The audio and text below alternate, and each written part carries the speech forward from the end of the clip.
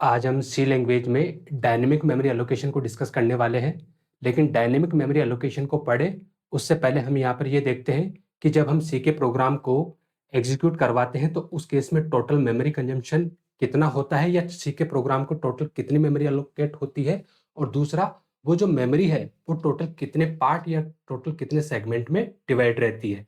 तो जब भी बात ये होती है कि सी के प्रोग्राम को टोटल मेमोरी कितनी अलॉट होगी, तो ऐसा सी लैंग्वेज के थ्रू कुछ भी पहले से डिफाइन नहीं होता है। ये सब कुछ किस पे डिपेंड होता है कि आप कौन सा वाला ऑपरेटिंग सिस्टम यूज कर रहे हैं, आपके सीपीयू का आर्किटेक्चर क्या है, ठीक है, आपके ऑपरेटिंग सिस्टम ने कितनी प्रोसेस की लिमिट लगा रखी है। इन सारे फैक्टर पे ये डिसाइड होता है कि सी के प्रोग्राम को टोटल मेमोरी कितनी मिलेगी। हाँ, हम थ्योरेटिकली ये डिसाइड कर सकते हैं कि एक सी के प्रोग्राम को टोटल मेमोरी कितनी मिलेगी, जिसमें ये डिसाइड किया जाता है कि आप कौन सा वाला कंपाइलर यूज कर रहे हैं। अगर आप 16 बिट कंपाइलर यूज कर रहे हैं तो उसके अकॉर्डिंग काम होगा, अगर आप 32 बिट कंपाइलर यूज कर रहे हैं तो उसके अकॉर्डिंग काम होगा, और अगर आप 64 बिट कंपाइलर यूज कर रहे हैं तो वो उसके अकॉर्डिंग काम होगा। जैसे यहाँ पे लिखा है कि the total maximum memory allocated for C program is not fix value defined by the C language itself.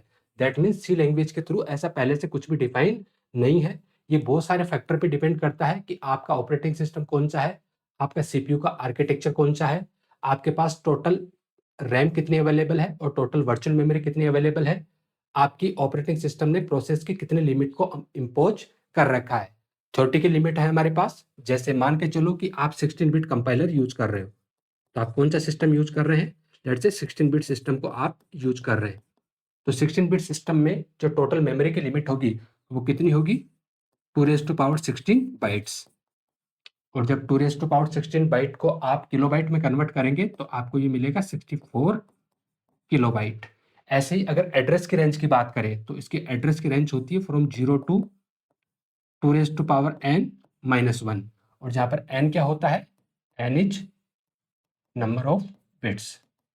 तो बताइए यहाँ पर कितने बिट है, टोटल 16 बिट। तो ये हो जाएगा 0 टू 2⁻16-1, और जब 2⁻16 को अपन इवेलुएट करते हैं तो हमें मिलता है 65536, उसमें से एक कम कर देंगे तो इसका जो रेंज हो जाएगी वो हो जाएगी फ्रॉम 0 टू 65535।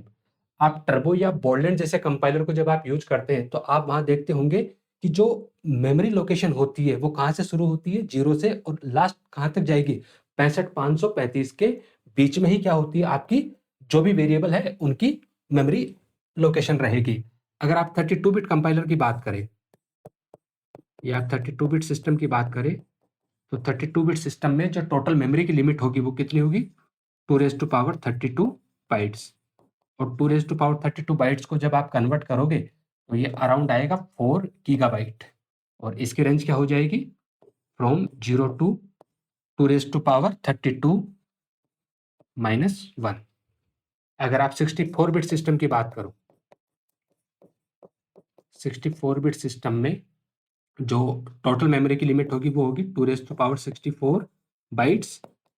जब आप इसको कन्वर्ट करोगे तो ये अराउंड 16 एक्साबाइट के इक्विवेलेंट आएगा, और एड्रेस की रेंज फ्रॉम 0 टू 2⁻64-1। अब हम देखते हैं कि स्टैटिक मेमोरी एलोकेशन और डायनेमिक मेमोरी एलोकेशन क्या होता है। तो जब भी सी का प्रोग्राम एग्जीक्यूट होता है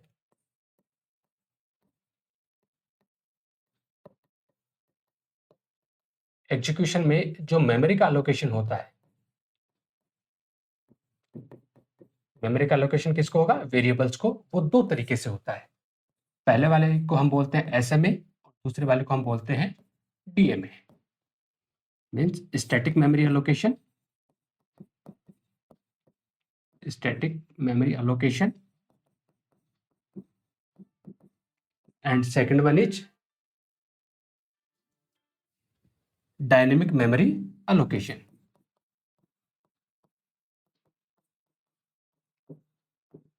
डायनेमिक मेमोरी एलोकेशन, देखो एक चीज तो हमेशा ध्यान में रखना, चाहे स्टैटिक मेमोरी एलोकेशन हो और चाहे डायनेमिक मेमोरी एलोकेशन हो, मेमोरी जब मिलेगी तो वो तो during execution of the program ही मिलेगी, या मैं यूं कहूं कि जब आपका लोडर आपके सी के प्रोग्राम को रैम में लोड कर देगा, उसी के बाद में क्या होगा, आपका मेमोरी का एलोकेशन होगा। लेकिन फर्क क्या है दोनों में? स्टैटिक मेमोरी एलोकेशन में कोई भी वेरिएबल मेमोरी में कितने बाइट मेमोरी ऑक्यूपाई करेगा, अगर इस बात का डिसीजन कंपाइल टाइम पे ले लिया जाए, कोई भी वेरिएबल मेमोरी में कितने बाइट मेमोरी ऑक्यूपाई करेगा, अगर इस बात का डिसीजन कंपाइल टाइम पे ले लिया जाए तो उसको हम क्या बोलेंगे, स्टैटिक मेमोरी एलोकेशन। और कोई भी वेरिएबल मेमोरी में कितने बाइट मेमोरी ऑक्यूपाई करेगा, इस बात का decision during execution of the program लिया जाए, during execution of the program. और during execution of the program का मतलब during run time. Run time पे डिसाइड किया जाए कि कोई वेरिएबल मेमोरी में कितने बाइट मेमोरी ऑक्यूपाई करेगा, तो उसको हम क्या बोलेंगे, यहाँ पर डायनेमिक मेमोरी एलोकेशन बोलेंगे। इस बात को आप यूं समझ लीजिए कि सपोज करो आप कोई वेडिंग ऑर्गेनाइज कर रहे हो और उस वेडिंग में आपने 1000 लोगों का खाना पहले से तैयार कर लिया है। अब 1000 लोगों का खाना आपने पहले से तैयार कर लिया और मान लो 700 लोग ही आए, तो होगा क्या, आपके लगभग 300 लोगों का खाना वेस्ट चला जाएगा। दूसरा सिनेरियो देखो कि आपने 1000 लोगों का खाना तैयार किया और 1200 लोग आ गए, तो उस केस में क्या होगा, 200 लोगों के लिए खाना कम पड़ गया। तो यहाँ पर पहले से आपने तय कर लिया था, तो कई बार वेस्टेज जाएगा, कई बार शॉर्टेज हो जाएगी। अब इसी का सोल्यूशन क्या हो सकता है, सोल्यूशन ये हो सकता है कि आप रॉ मटेरियल ला के रख दीजिए और जैसे जैसे रिक्वायरमेंट हो उसके अकॉर्डिंग आप क्या कीजिए, फूड को प्रोसेस कीजिए और आप सप्लाई कीजिए। हाँ, ऑफ कोर्स जब आप ये वाला मैकेनिज्म काम में लोगे तो कुछ एक्स्ट्रा ओवरहेड बढ़ जाएंगे, कुछ एक्स्ट्रा लोगों की भी आपको रिक्वायरमेंट होगी, क्योंकि खाना उसी टाइम तैयार करना है और उसी टाइम आपको क्या करना है, सर्व करना है। तो जब आप डायनेमिक मेमोरी एलोकेशन का यूज करते हो तो डायनेमिक मेमोरी एलोकेशन में कुछ एक्स्ट्रा ओवरहेड्स आपको करने पड़ते हैं, कुछ एक्स्ट्रा एफर्ट्स आपको लगाने पड़ते हैं। हाँ, जहाँ पे थोड़ा सा स्पीड का भी फर्क पड़ता है कि जो स्टैटिक मेमोरी एलोकेशन होता है उसका जो एग्जीक्यूशन होता है वो फास्ट रहेगा और डायनेमिक मेमोरी एलोकेशन थोड़ा सा प्रोसेस में क्या रहता है, स्लो रहता है। तो स्टैटिक मेमोरी एलोकेशन कोई वेरिएबल कितने बाइट मेमोरी ऑक्यूपाई करेगा, डिसीजन कब ले लिया जाए, कंपाइल टाइम पे। डायनेमिक मेमोरी एलोकेशन वेरिएबल कितने बाइट मेमोरी ऑक्यूपाई करेगा, उसका डिसीजन कब ले रहे हैं हम, during execution of the program ले रहे हैं। तो एक बार हमने देखा बेसिक की स्टैटिक मेमोरी एलोकेशन और डायनेमिक मेमोरी एलोकेशन क्या होगा। अब सबसे पहले हम ये देखते हैं कि जब हम सी का प्रोग्राम एग्जीक्यूट करवाते हैं और एग्जीक्यूट करवाने के बाद जब उसको रैम में स्पेस मिलता है, तो वो जो टोटल स्पेस मिला अपने को वो कितने पार्ट में और कैसे डिवाइड होता है। तो देखते हैं कि सी प्रोग्राम एग्जीक्यूशन लिखा है कि for executing the C program the loader, and we know that loader is part of operating system, read the exe file and load it into main memory. Main memory मतलब RAM में उसको क्या करेगा, लोड करेगा। And this memory is divided into different section and each section with its own purpose. हमें पता है कि जब भी हम सी का सोर्स कोड लिखते हैं, मान के चलो कि ये सोर्स फाइल है, ये सोर्स कोड है जो डॉट सी एक्सटेंशन के साथ में है। अब ये सीधा किसके पास जाएगा, कंपाइलर के पास जाएगा। ऑफ कोर्स वो प्री प्रोसेसर के बाद भी जाएगा, ठीक है, वो वाला प्रोसेस हम नहीं देख रहे हैं, हम मोटा माटी ये बात समझने की कोशिश कर रहे हैं कि जब मेमोरी में हमारा कोड जाएगा तो वो कितने पार्ट में और वो मेमोरी किस तरीके से डिवाइड होगी। कंपाइलर के पास जाएगा तो कंपाइलर एक अलग से सेपरेट फाइल हमें बना के देगा जिसको हम बोलते हैं ऑब्जेक्ट फाइल, जिसका एक्सटेंशन होता है डॉट ओबीजे। अब जो ये ऑब्जेक्ट फाइल है वो किसके पास जाएगी, लिंकर के पास जाएगी, ठीक है। और लिंकर कुछ फंक्शन की जो डेफिनेशन है, फंक्शन की जो डेफिनेशन है वो वाली फाइल इसके साथ अटैच करेगा और अटैच करके एक नई फाइल हमें जनरेट करके देगा और वो नई फाइल को हम क्या बोलेंगे यहाँ पर, डॉट exe फाइल। फर्दर ये जो डॉट exe फाइल है, ये डॉट exe फाइल किसके पास जाएगी, लोडर के पास जाएगी और लोडर इसको किस में लोड कर देगा, रैम में लोड कर देगा, लोड इन रैम, ठीक है। यहां तक का जो पोर्शन होता है, ठीक है, वो सी का कंपाइलर वो वाला प्रोसेस होता है और जो लोडर होता है वो लोडर किसका पार्ट होता है, आपका ऑपरेटिंग सिस्टम का पार्ट होता है। तो जब operating system dot exe file को लोड करता है रैम में, तो उसके बाद जो सी का प्रोग्राम है वो टोटल 6 सेक्शन में डिवाइड हो जाता है। टोटल कितने सेक्शन में डिवाइड हो जाएगा, टोटल 6 सेक्शन में डिवाइड हो जाएगा, जहां पर ये लोअर वाला पोर्शन होता है और यहाँ पर ये हायर वाला पोर्शन होता है। या मैं यूं कहूं कि मान के चलो आप 16 बिट कंपाइलर को यूज कर रहे हो, तो 16 बिट कंपाइलर में यहाँ से जो बाइट नंबर होगा वो 0 बाइट नंबर होगा और जो आखिरी वाला बाइट नंबर होगा वो कितना होगा 65535। तो वो टोटल 6 सेक्शन कौन से हैं देखते हैं एक बार। ये वो 6 सेक्शन है, जहाँ पर सबसे पहला वाला जो सेक्शन है वो टेक्स्ट या कोड सेक्शन बोलते हैं। दूसरा वाला सेक्शन आपका डेटा सेक्शन या डेटा सेगमेंट होगा। उसके बाद हीप सेगमेंट होगा। हीप सेगमेंट के बाद में अनयूज्ड स्पेस सेगमेंट होगा। उसके बाद स्टैक सेगमेंट और सबसे आखिरी में आपका अनमैप्ड सेगमेंट होगा। अब यहाँ पर जो ये बाइट है, मान के चलो कि आपकी बाइट पोजीशन कौन सी है, 0th बाइट है, और जो आपको आखिरी में जो बाइट मिलेगी वो जो आखिरी वाली बाइट है, इसके नंबर क्या मिलेंगे आपको 65535। अब ये फिक्स नहीं होता है, हर एक पोर्शन फिक्स नहीं होगा कि ये इतने बाइट का होगा, ये इतने बाइट का होगा, ये इतने बाइट का होगा, लेकिन हाँ टोटल जो सेक्शन है वो कितने होंगे हमारे पास यहाँ पर 6 सेक्शन होंगे। पहले वाला जो सेक्शन है टेक्स्ट या कोड सेक्शन, उसके अंदर जो .exe फाइल में रखा हुआ कोड है वो वाला कोड यहाँ पर आकर कॉपी होगा। और जनरली .exe फाइल में क्या रखा हुआ होता है, जितने भी आपके फंक्शन है उन सब की डेफिनेशन यही वाला पोर्शन तो रखा हुआ होता है। तो टेक्स्ट या कोड सेक्शन में .exe फाइल में रखा हुआ कोड यहाँ पर आकर कॉपी हो जाएगा। फिर जो ये आपका डेटा सेगमेंट है, इस डेटा सेगमेंट को आप क्या बोलते हैं यहाँ पर, स्टैटिक सेगमेंट। इसी का दूसरा नाम क्या है, static segment.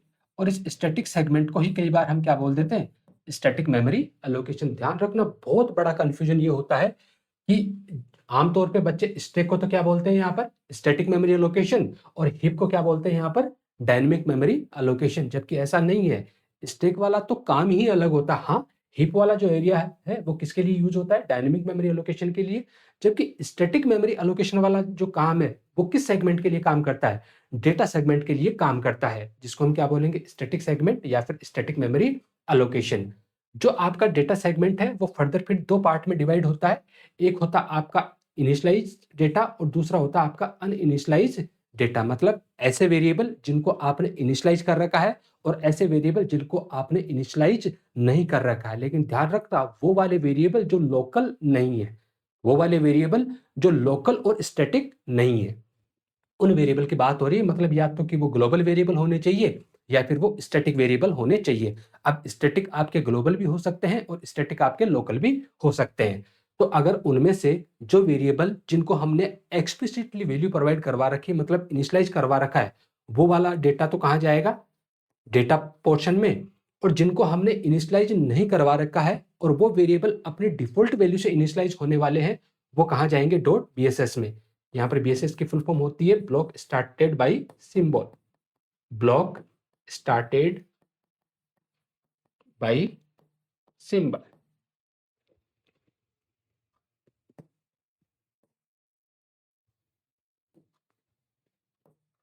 Block started by symbol.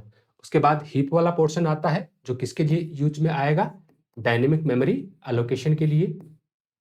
उसके बाद कुछ अनयूज स्पेस सेगमेंट होता है, ठीक है, जो किसके लिए काम आएगा, जब जब हीप की रिक्वायरमेंट पड़े ज्यादा होगी तो हीप आपका ग्रो करता हुआ जाएगा ऊपर की तरफ, और जब जब स्टैक की रिक्वायरमेंट ज्यादा होगी तो स्टैक आपका ग्रो करेगा नीचे की साइड। तो ये वाला जो स्पेस होता है वो अनयूज होता है। हीप को जरूरत पड़ेगी तो हीप इसको ले लेगा, स्टैक को जरूरत पड़ेगी तो स्टैक इसको ले लेगा। लेकिन कई बार ऐसा होता है कि हीप की डिमांड और स्टैक की डिमांड, दोनों की डिमांड बढ़ती रही और एक वक्त ऐसा आएगा कि ये दोनों क्या कर जाएंगे, आपस में कोलाइड कर जाएंगे।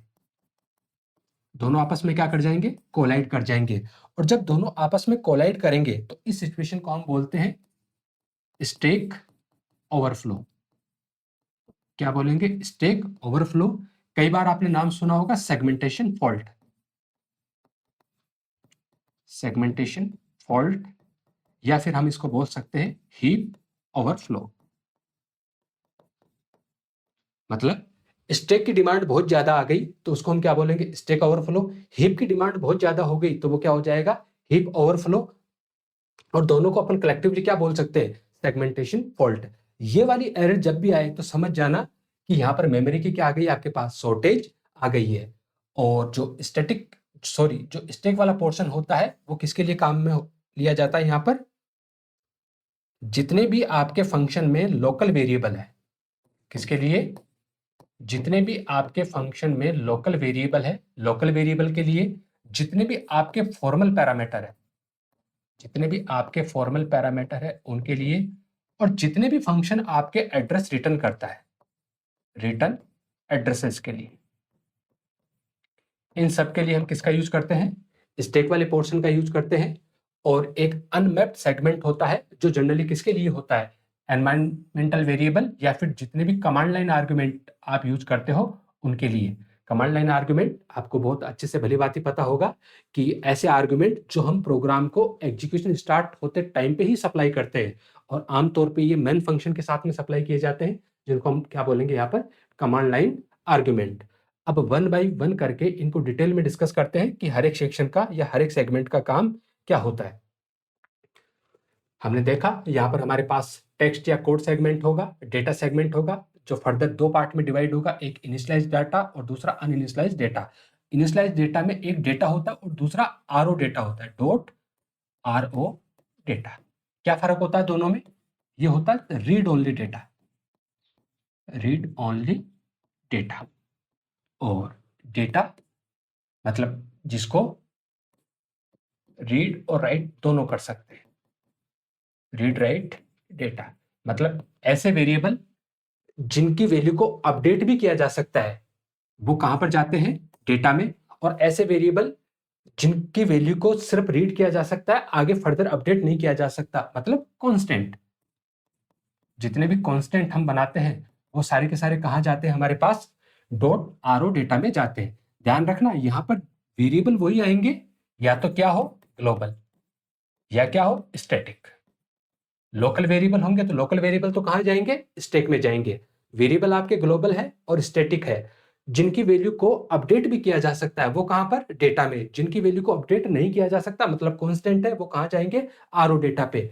और जितने भी ग्लोबल और स्टैटिक वेरिएबल जिनको इनिशियलाइज नहीं किया है और वो अपनी डिफॉल्ट वैल्यू से इनिशियलाइज होंगे, वो कहां जाएंगे? डॉट बीएसएस में। इसके अलावा हमारा हीप सेगमेंट जो डीएमए के लिए काम में आएगा, अनयूज स्पेस सेगमेंट जो स्टैक और हीप दोनों की डिमांड को फुलफिल करेगा, और उसके बाद आखिरी में अनमैप्ड या एडिशनल सेगमेंट जिसपे आमतौर पे कमांड लाइन आर्गुमेंट को रखा जाता है। टेक्स्ट या कोड सेगमेंट क्या कंटेन करके रखता है? Content the executable machine code dot exe file of the program, all function definition including main and user defined function.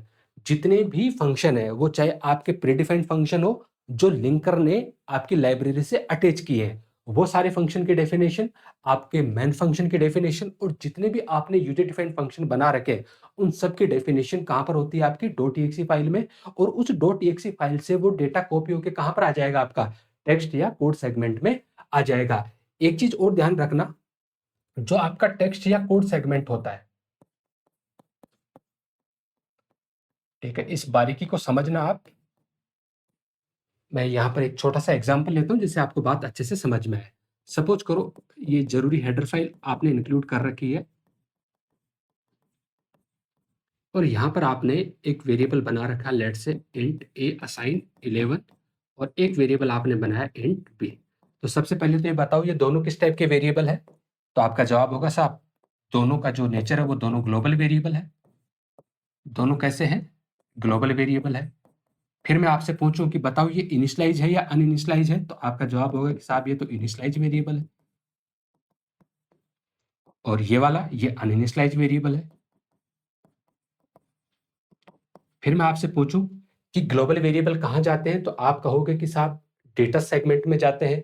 अब डेटा सेगमेंट में इनिशियलाइज वेरिएबल कौन से वाले में जाएंगे? तो फिर आप बोलोगे कि या तो डॉट डेटा में जाएंगे या डॉट आरओ डेटा में जाएंगे। अब ये वाला जो वेरिएबल ए है ये वो डॉट डेटा में जाएगा या डॉट आरओ डेटा में जाएगा? तो फिर आप ये चेक करोगे कि क्या इस ए की वैल्यू को फर्दर चेंज किया जा सकता है। आपका जवाब होगा बिल्कुल किया जा सकता है, क्योंकि इसके आगे कॉन्स्ट कीवर्ड तो लगा हुआ नहीं है। तो फिर ये कहां जाना चाहिए? ये जाना चाहिए डॉट डेटा में। कहां पर जाना चाहिए? डॉट डेटा में। और जो आपका ग्लोबल वेरिएबल है अनइनिशियलाइज है, वो कहां जाना चाहिए? वो जाना चाहिए डॉट बीएसएस में।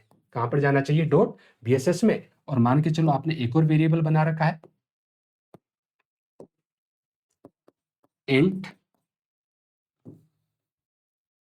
Const const int c assign let's say 33। तो बताओ ये कैसा है?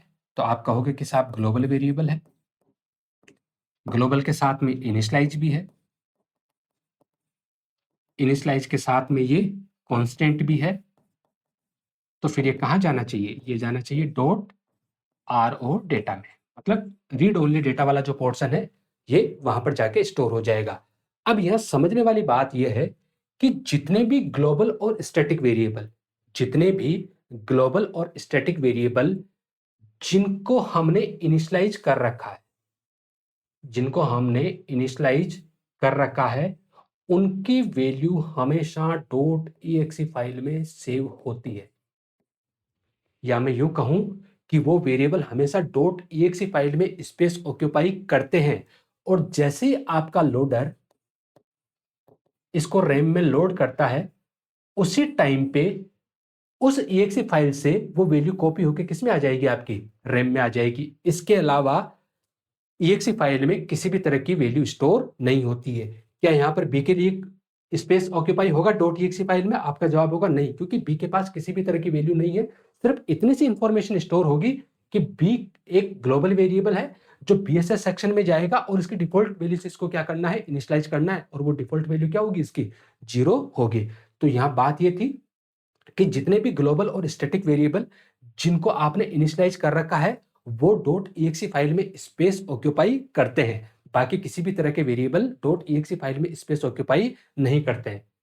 तो लिखा है कि जो आमतौर पे ये कैसा सेक्शन होता है? रीड ओनली सेक्शन होता है। क्यों रीड ओनली होता है? क्योंकि एक्सीडेंटल मॉडिफिकेशन से बचाने के लिए during execution of the program. अरे भैया, आप इतनी परमिशन दे दोगे कि आपका सोर्स कोड ही बदल जाए, तो फिर वो तो गलत होगा ना। तो जो आपका सोर्स कोड है .exe फाइल में, वो कैसा होना चाहिए? सिर्फ रीड ओनली होना चाहिए। उसको केवल और केवल आप क्या कर सको? यूज में ले सको, उसमें किसी भी तरह का कोई मॉडिफिकेशन आप ना कर सको। Located at the lower memory addresses. Of course हमने देखा था यहाँ डायग्राम में कि जो आपका टेक्स्ट और कोड सेक्शन होता है वो सबसे लोअर वाले सेक्शन पे होता है, मतलब जो एड्रेस होता है वो यहाँ पर सबसे लो वाला एड्रेस होता है, और जो आपका अनमैप्ड सेक्शन होगा वो हमेशा कहां पर होता है? हाई एड्रेस में होता है। And this code is shared among processes running this same programme. उस एक प्रोग्राम के ऊपर जितने भी मल्टीपल प्रोसेस काम कर रहे हैं, उन सबके बीच में इस कोड को क्या किया जाएगा? यहाँ पर शेयर किया जाएगा। Next is data segment, also known as static segment और स्टैटिक मेमोरी अलोकेशन, जिसको शॉर्ट में हम SMA बोलते हैं। And store global and local variable. Already हम डिस्कस कर चुके हैं कि डेटा सेगमेंट में कौन से वेरिएबल आते हैं? जो ग्लोबल है और स्टैटिक है। अब ध्यान रखना, यहाँ स्टैटिक दोनों हो सकते हैं आपके, स्टैटिक ग्लोबल भी हो सकते हैं और स्टैटिक लोकल भी हो सकते हैं। अब इसके भी फर्दर 2 सेक्शन है, या तो इनिशियलाइज डेटा सेगमेंट होगा या फिर अनइनिशियलाइज डेटा सेगमेंट होगा। जो इनिशियलाइज होगा वो डेटा या RO डेटा, और जो अनइनिशियलाइज होगा वो BSS। डॉट डेटा में कौन से वाले आएंगे? ठीक है, जो कांस्टेंट नहीं है, और RO डेटा में जो कांस्टेंट है। नेक्स्ट, इनिशियलाइज डेटा सेगमेंट लिखा है कि contain global variable and static variable, चाहे वो आपके लोकल हो और चाहे वो आपके ग्लोबल हो। इससे ये क्या मतलब हुआ इसका? कि मान लो आपने एक स्टैटिक वेरिएबल बना रखा है, static let's say int a assign 33, और फिर आपने एक फंक्शन बनाया let's say void my fun, और यहाँ पर आपने एक स्टैटिक वेरिएबल बना रखा है स्टैटिक इंट p असाइन 45। तो यहाँ पर pb आपका क्या है? pb क्या है आपका? Static variable. और ab क्या है आपका? Static variable. जो a है वो स्टैटिक ग्लोबल वेरिएबल है, जबकि जो आपका p है वो स्टैटिक लोकल वेरिएबल है। तो चाहे आपका स्टैटिक वेरिएबल ग्लोबल हो चाहे लोकल हो, दोनों के दोनों कौन से सेक्शन में जाएंगे? यहाँ पर इनिशियलाइज डेटा सेगमेंट में जाके स्टोर होंगे। And constant variable that have been explicitly initialized by the programmer, मतलब सिर्फ वही वाले जिनको एक्सप्लिसिटली आपने क्या दे रखी है? वैल्यू प्रोवाइड करवा रखी है, वही वाले कहाँ जाएंगे? इनिशियलाइज डेटा सेगमेंट में। And these variable have explicit value at program start. Yes, अभी अभी हमने देखा था कि इनकी वैल्यू तो .exe फाइल में भी स्टोर होती है, और जैसे ही आपका प्रोग्राम इमीडिएटली क्या होगा, एग्जीक्यूट होगा, तो उससे जस्ट पहले लोडर क्या करेगा, exe फाइल से वो डेटा निकाल के कहाँ रख देगा, मेमोरी में ले जाके इनकी वैल्यू को क्या कर देगा, कॉपी कर देगा। This segment has read write permission because the variable value can change during execution. Yes, आप इस ए की भी वैल्यू कई बार चेंज कर सकते हैं और इस पी की वैल्यू भी आप कई बार चेंज कर सकते हैं, लेकिन हाँ, अगर आपने कॉन्स्टेंट बना दिया तो फिर वो डॉट डेटा में नहीं जाएगा, वो डॉट आरओ डेटा में जाएगा। The dot data and RO data occupy space in executable file because initial value are stored. तो ये दोनों के दोनों कहां पर स्पेस ऑक्यूपाई करते हैं, .exe फाइल में स्पेस ऑक्यूपाई करते हैं, क्योंकि उनके पास इनिशियल वैल्यू होती है। फॉर एग्जांपल, आपने यहाँ पर एक p वेरिएबल बना रखा है जो ग्लोबल है और इनिशियलाइज है। यहाँ पर आपने एक q वेरिएबल बनाया है जो स्टैटिक है, तो वो स्टैटिक भी है, ग्लोबल भी है और इनिशियलाइज भी है। ऐसे आपने एक नेम नाम का कैरेक्टर एरे बनाया है जो कि कांस्टेंट है, नाम आपने यहाँ पर लिखा है सुरेश।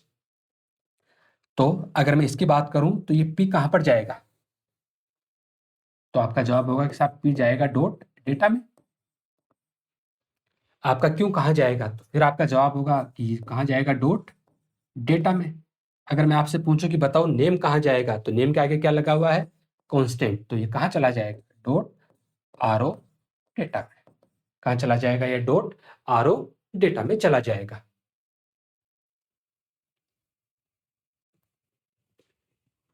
नाउ अनइनिशियलाइज्ड डेटा सेगमेंट, जिसको हम BSS भी बोलते हैं।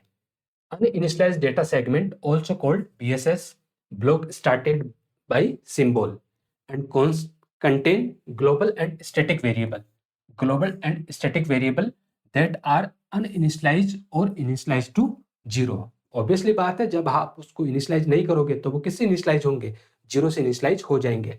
And this segment occupy space in RAM but does not consume space in the exe file. बस ये वाला जो क्लॉज है, इसको आप बारीकी से ध्यान में रखना कि जितने भी स्टैटिक और ग्लोबल वेरिएबल जिनको एक्सप्लिसिटली आपने वैल्यू प्रोवाइड करवा रखी है, वो हमेशा .exe फाइल में स्पेस ऑक्यूपाई करते हैं, जबकि जिनको आपने एक्सप्लिसिटली वैल्यू प्रोवाइड नहीं करवा रखी है और वो अपने डिफॉल्ट वैल्यू के साथ इनिशियलाइज होंगे, तो वो कभी भी .exe फाइल में स्पेस ऑक्यूपाई नहीं करते हैं। ध्यान रखना, रैम में तो दोनों ही ऑक्यूपाई करेंगे, ऐसा नहीं है कि अगर वो exe फाइल में स्पेस ले लिया तो रैम में नहीं लेगा। ऑब्वियसली बात है, जब लोडर उसको लोड करेगा तो रैम में तो स्पेस ऑक्यूपाई करेगा ही करेगा, लेकिन उससे पहले वो .exe फाइल में भी स्पेस ऑक्यूपाई कर रहे थे। जबकि जो आपके BSS वाले जो वेरिएबल है या जिनको आप अनइनिशियलाइज्ड वेरिएबल है, वो कभी भी .exe फाइल में वैल्यू नहीं लेते। एक एग्जांपल से और समझ लेते हैं इस बात को कि सपोज करो आपने यहाँ पर एक वेरिएबल बना रखा, let's say int a assign 11, फिर आपने लिखा const int b assign 22। Again आपने लिखा है यहाँ पर static int c assign 33, and उसके बाद आपने लिखा है यहाँ पर स्टैटिक इंट d, देन आपने लिखा इंट e, एंड फाइनली आपने लिखा है यहाँ पर const care name assign Suresh. ठीक है, तो सबसे पहले बताओ कि ये कैसा है, इनिशियलाइज है या अनइनिशियलाइज। तो पहले वाले वेरिएबल को लेके आप बिल्कुल क्लियर हो, ये क्या है, इनिशियलाइज। क्या है ये, इनिशियलाइज। दूसरे वाला कांस्टेंट वेरिएबल है, इनिशियलाइज है या अनइनिशियलाइज। तो यहाँ पर भी आप क्लियर हो कि यहाँ पर भी एक्सप्लिसिटली वैल्यू मिल रही है, यहाँ पर भी एक्सप्लिसिटली वैल्यू मिल रही है, तो ये भी क्या होगा आपका, इनिशियलाइज्ड। उसके बाद C variable, again initialized. D अनइनिशियलाइज्ड।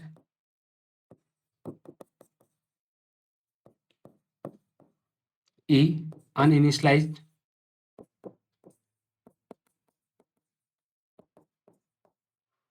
and name initialized। ठीक है, एक बात आपको क्लियर है कि जितने भी आपके इनिशियलाइज वेरिएबल होते हैं, ठीक है, वो हमेशा कहाँ जाते हैं?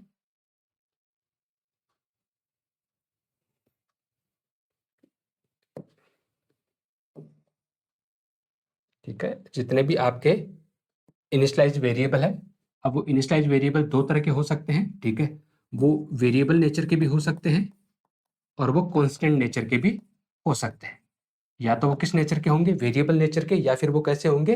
कांस्टेंट नेचर के। यहाँ वेरिएबल का मतलब वो वाला वेरिएबल नहीं, या वेरिएबल का मतलब है जिसकी वैल्यू को हम बदल सके। तो इनिशियलाइज वेरिएबल है और वो वेरिएबल नेचर का है, तो वो कहाँ जाएगा? डॉट डेटा में।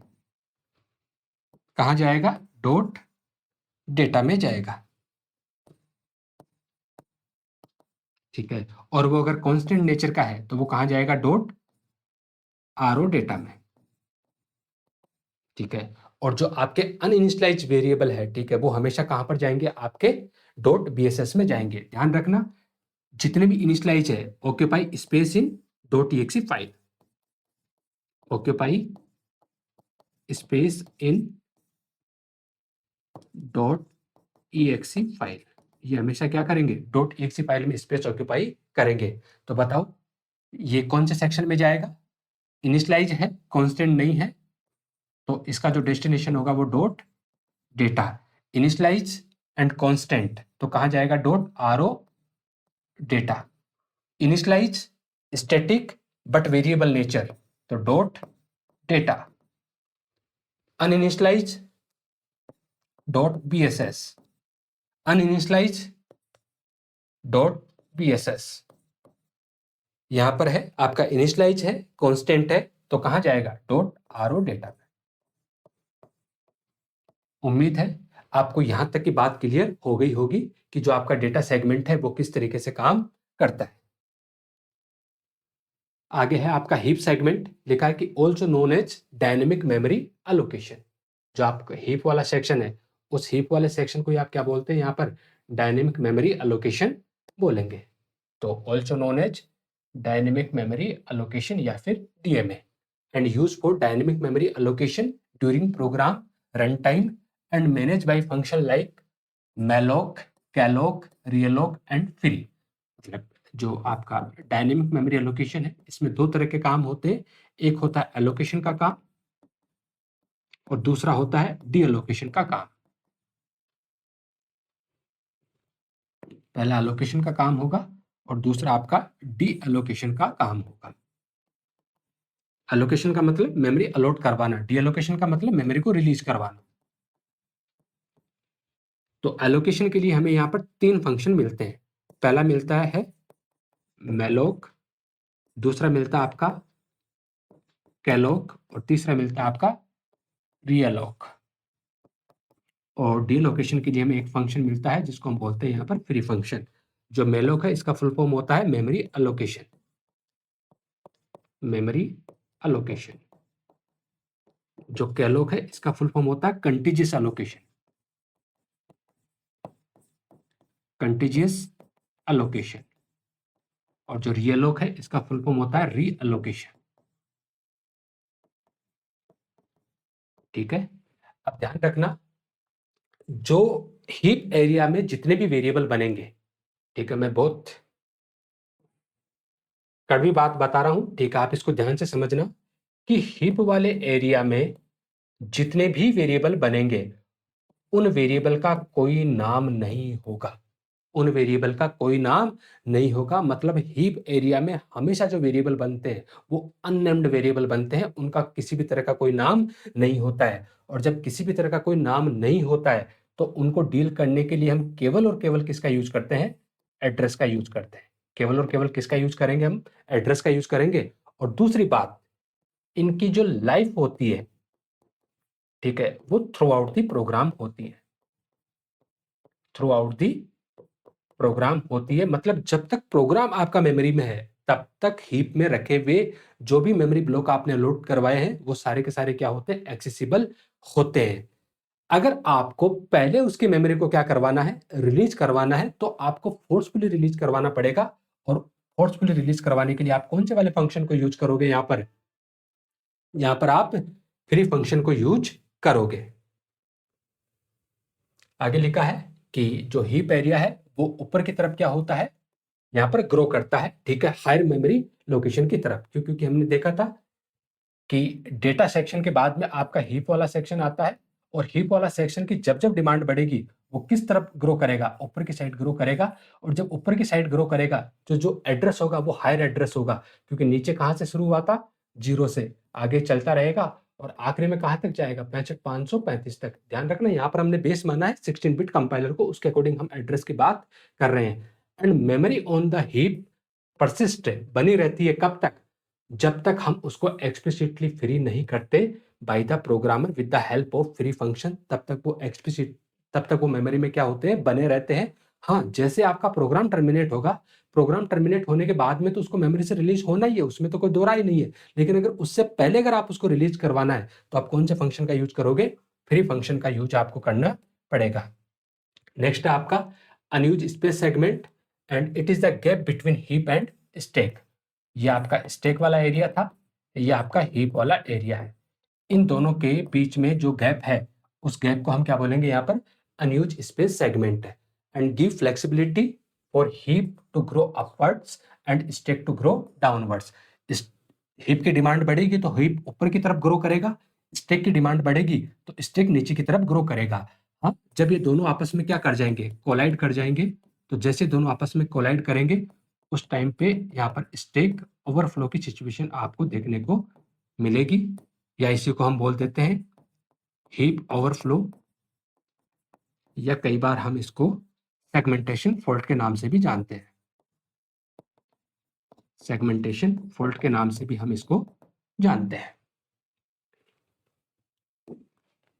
नेक्स्ट है stack segment, use for local variable, function parameter and return addresses. Function parameter में कौन से वाले की बात की जा रही है, यहां पर आपके फॉर्मल पैरामीटर की, फॉर्मल पैरामीटर की, ठीक है। जितने भी आपके लोकल वेरिएबल है, जितने भी फंक्शन के पैरामीटर है, ऑफ कोर्स जो आपके एक्चुअल पैरामीटर होंगे वो किसी दूसरे फंक्शन में होंगे तो वो वहां पर स्टोर होंगे, तो आपके फॉर्मल पैरामीटर हो गए। और जितने भी रिटर्न एड्रेसेस है वो सारे के सारे कहां पर स्टोर होंगे, आपके स्टैक में। Each time function is called a stack frame is created.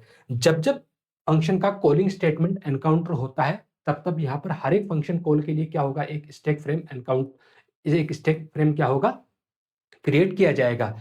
And in stack segment memories manage automatically, ठीक है। आप उसको अपनी तरफ से किसी भी तरीके से उस मेमोरी को आप मैनेज नहीं कर सकते। कैसे नहीं कर सकते, जैसे आपने किसी फंक्शन को कॉल किया उसी टाइम पे स्टैक फ्रेम क्रिएट होगा और उसको स्टैक में पुश कर दिया जाएगा। जैसे ही उस फंक्शन से रिटर्न स्टेटमेंट एनकाउंटर होगा इमीडिएटली उस स्टैक फ्रेम को स्टैक से क्या कर दिया जाएगा, पॉप कर दिया जाएगा। तो ये सारा का सारा काम कैसे होता है, ऑटोमेटिकली मैनेज होता है। Stack frame are pushed when function are called and popped when they are return. जब वो वैल्यू रिटर्न करेंगे तो पॉप हो जाएगा, और जैसे ही कॉलिंग स्टेटमेंट एनकाउंटर होगा उसी टाइम पे स्टैक में उसको क्या कर दिया जाएगा, पुश कर दिया जाएगा। And the stack grow downwards. Obviously हमने डिस्कस कर लिया है कि जब जब स्टैक की डिमांड बढ़ेगी स्टैक डाउन साइड में क्या करेगा, ग्रो करेगा। And the stack has much smaller, ठीक है। स्टैक की जो साइज होती है वो बहुत ही कम होती है। अगर हम विंडोज सिस्टम की बात करें तो 1 MB के अराउंड, और अगर लिनक्स जैसे सिस्टम की बात करें तो वहां पर 8 मेगाबाइट के अराउंड इसकी क्या होती है, लिमिट होती है। एंड अनमैप्ड और additional segment, and this segment is use for command line argument and environment variable. इन दोनों के लिए हम किसका यूज करते हैं, अनमैप्ड सेगमेंट का यूज करते हैं। देखो आपने देखा होगा ना कि कई बार कोई वेरिएबल बनाया आपने, लेट्स से इंट ए, और उसको ये मेन फंक्शन है, और मेन फंक्शन में आपने वेरिएबल बनाया let's say int A assign 30। तो बताओ ये कौन से वाले सेक्शन में जाएगा, क्योंकि लोकल वेरिएबल है तो ये कहाँ जाएगा, स्टैक वाले सेक्शन में जाएगा। और जो आपका स्टैक वाला सेक्शन है वो स्टैक वाला सेक्शन कहाँ बैठता है, टॉप से जस्ट नीचे ही तो बैठा है, यहीं पर तो आपका स्टैक बैठा है। तो जब आप इसकी मेमोरी लोकेशन को प्रिंट करवाना है, जब आप मेमोरी लोकेशन को प्रिंट करवाओगे ना तो वो 65,000 के आगे वाली कुछ ना कुछ मेमोरी लोकेशन आपको मिलेगी। क्यों, क्योंकि वो कहाँ बैठा है, सबसे टॉप पे बैठा है। और जब आप हीप वाले एरिया का किसी भी वेरिएबल की मेमोरी लोकेशन आप देखोगे तो वो इन बिटवीन आपको कहीं पर देखने को मिलेगी। एक बार कंपैरिजन देख लेते हैं इनका, ठीक है, कि हमारे पास ये मेमोरी सेगमेंट है, इनका एलोकेशन टाइप कैसा होता है, मेमोरी कब अलॉट होती है और उनकी लाइफ टाइम क्या होती है। तो सबसे पहला डॉट डेटा, जिसको हम क्या बोलते हैं, इनिशियलाइज डेटा, ठीक है। एलोकेशन का जो टाइप है वो क्या है, static memory allocation. Dot BSS में अनइनिशियलाइज डेटा जाता है। यहाँ पर भी जो एलोकेशन का टाइप है वो कैसा है, static memory allocation. Dot RO data, जिसमें रीड ओनली डेटा रखा जाता है, उसका भी एलोकेशन का टाइप कैसा है, स्टैटिक मेमोरी एलोकेशन। अब यहाँ स्टैटिक मेमोरी एलोकेशन का मतलब यह है कि आपका प्रोग्राम लोड हुआ और एग्जीक्यूट होने से जस्ट पहले आपके वेरिएबल को क्या होता है, स्पेस मिल जाता है। मैं वापस से बोल रहा हूं, लोडर ने आपके प्रोग्राम को लोड किया, लेकिन आपका प्रोग्राम का एक्चुअल एग्जीक्यूशन स्टार्ट होने से जस्ट पहले जितने भी ये जो वेरिएबल है स्टैटिक मेमोरी एलोकेशन वाले, उन सबको मेमोरी मिल जाती है। तो प्रोग्राम का एग्जीक्यूशन स्टार्ट हुआ नहीं, और जैसे वो लोडर ने रैम में रखा उसी टाइम पे, तो उसको हम क्या बोलेंगे यहाँ पर, स्टैटिक मेमोरी एलोकेशन। कब अलॉट हो जाता है, लोड टाइम पे या कंपाइल टाइम पे। अंडरस्टैंडिंग के लिए हम उसको कंपाइल टाइम बोल देते हैं। एक्चुअल काम कब होता है, जब आपका कोड लोड हो रहा होता है तब। हाँ, जितने भी आपके डॉट डेटा में जो वेरिएबल होते हैं वो कहां पर स्पेस ऑक्यूपाई करते हैं, आपके डॉट एक्स फाइल में भी स्पेस ऑक्यूपाई करेंगे।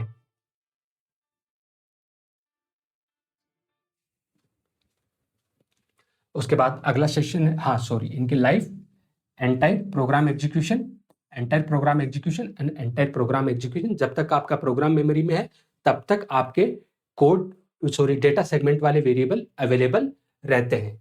जो स्टैक है वो ऑटोमेटिक मेमोरी एलोकेशन होता है। इसमें आप कुछ नहीं कर सकते। जैसे फंक्शन का कॉलिंग स्टेटमेंट एनकाउंटर होगा, इमीडिएटली क्या होगा, स्टैक फ्रेम क्रिएट होगा और स्टैक में रख दिया जाता है। कब एलोकेशन होता है, during execution of the program, या जब किसी भी तरह का फंक्शन कॉल एनकाउंटर हो तब। और जब तक आपका प्रोग्राम का कंट्रोल उस फंक्शन के अंदर रहता है तब तक उनकी मेमोरी रहती है। जैसे एक बार फंक्शन का एंड ब्रेसेस एनकाउंटर हुआ, या जैसे आपका प्रोग्राम का कंट्रोल उस फंक्शन से बाहर निकला, उसी टाइम पे उसको मिली हुई मेमोरी क्या कर दी जाएगी, यहाँ पर रिलीज कर दी जाएगी। हिप वाला जो एरिया है उसका एलोकेशन का टाइप क्या है, dynamic memory allocation. Run time पे मेमोरी एलोकेट होती है, या तो हम मेलो का यूज करेंगे, या कैलो का यूज करेंगे, या रियलो का यूज करेंगे। और एलोकेटेड मेमोरी को अगर रिलीज करवाना है तो रिलीज करवाने के लिए हम यहाँ पर फ्री फंक्शन का यूज करते हैं। और लाइफ टाइम कब तक रहती है, जब तक आपका फ्री फंक्शन को कॉल नहीं किया जाता तब तक। ओब्वियसली अगर आप फ्री को कॉल नहीं करोगे तो जब तक आपका प्रोग्राम मेमोरी में चल रहा है तब तक डायनेमिक मेमोरी एलोकेशन वाले वेरिएबल मेमोरी में रहते हैं। अगर मैं इनिशियलाइज डेटा की बात करूं तो यहाँ लिख सकते हैं। अगर मैं डॉट डेटा में कौन सा जाएगा, लेट से हमने लिखा इंट ए असाइन 11, फिर हमने यहाँ पर लिखा स्टैटिक इंट बी असाइन 22। ये दोनों के दोनों कहाँ जाएंगे, आपके डॉट डेटा में। अगर मैं बीएसएस की बात करूं तो लेट से आपने लिखा int C and static int D.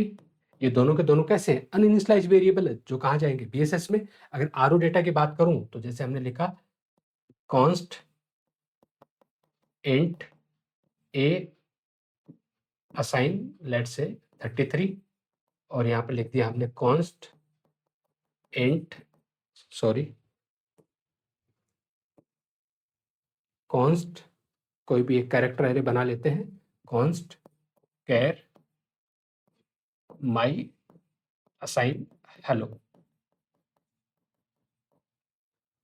इसके अलावा स्टैक वाले की बात करें तो स्टैक वाले में तो any local variable, any local variable declared inside function body, declared inside function body, ऐसे वेरिएबल जो फंक्शन की बॉडी के अंदर बने हुए हो। और हिप वाले में हम एग्जांपल ले सकते हैं कि जैसे मान के चलो एक पॉइंटर हमने बना लिया है। अभी अभी हमने देखा था कि डीएमए के थ्रू जो भी वेरिएबल बनते हैं उनका किसी भी तरह का नाम नहीं होता है। उनको डील करने के लिए केवल और केवल हमें किसकी जरूरत पड़ती है, एड्रेस की जरूरत पड़ती है। और एड्रेस को होल्ड करने के लिए किसकी रिक्वायरमेंट होगी, पॉइंटर वेरिएबल की रिक्वायरमेंट होगी। तो हमने यहाँ पर लिखा कि पीटीआर में क्या आ जाए, जो मैलोक रिटर्न करे। और मान के चलो कि मैलोक हमेशा आपका वॉइड पॉइंटर, तो हमने इसको कास्ट कर लिया किसमें, इंट पॉइंटर में। और यहाँ पर हमने लिखा मैलोक और साइज में हम यहाँ पर पास कर देते हैं लेट्स से 2 बाइट। ठीक है। अब ये मैलोक जो होता है वो वॉइड पॉइंटर रिटर्न करता है। अगर आपको वॉइड पॉइंटर में किसी भी तरह का डाउट है तो इसी चैनल पे वॉइड पॉइंटर के रिगार्डिंग प्रॉपर वीडियो रखा हुआ है। ठीक है, तो उम्मीद करता हूँ कि ये वाला पोर्शन आपको समझ में आया होगा। ठीक है, अब अगली क्लास में अपन सबसे पहले स्टैटिक मेमोरी एलोकेशन को एक एग्जांपल के थ्रू देखेंगे और उसके बाद हम मूव हो जाएंगे डायनेमिक मेमोरी एलोकेशन की तरफ। अंत तक रुके, इसके लिए धन्यवाद आपका। बाकी कोई शिकायत हो, सुझाव हो तो उस केस में आप कमेंट बॉक्स की तरफ जरूर रुख कीजिए। धन्यवाद।